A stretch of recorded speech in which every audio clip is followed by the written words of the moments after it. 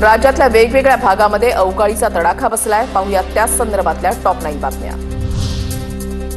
लातूर जिल्ह्यामध्ये अवकाळी पावसामुळे शेतकऱ्यांचं मोठं नुकसान। मंत्री बाबासाहेब पाटलांकडून नुकसानग्रस्त फळबाग आणि शेतीची पाहणी। घरावरील पत्रे उडाल्यानं साठवून ठेवलेल्या अन्नधान्याचंही नुकसान। राज्यामध्ये अवकाळी पावसामुळे शेतीचं मोठं नुकसान। कडधान्य, भाजीपाला तसंच फळपिकांनाही अवकाळीचा फटका।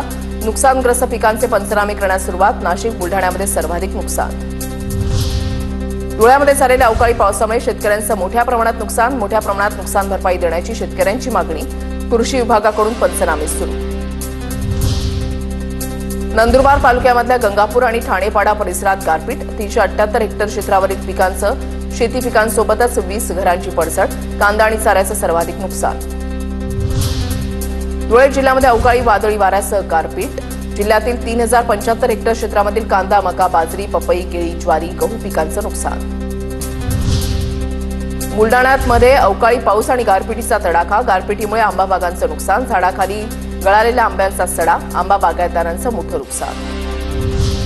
गोंदिया जिल्ह्यामध्ये रब्बी हंगामात केवळ 17% शेतकऱ्यांकडून ई पीक पाहणीसाठी नोंदणी। नैसर्गिक आपत्तीमुळे झालेल्या नुकसान भरपाईसाठी ई पीक पाहणी अनिवार्य। नंदुरबारमध्ये गारपिटीमुळे 378 हेक्टर क्षेत्रावर नुकसान। गंगापूर, ठाणेपाडामध्ये झालेल्या गारपिटीमुळे शेतकऱ्यांचं मोठं नुकसान।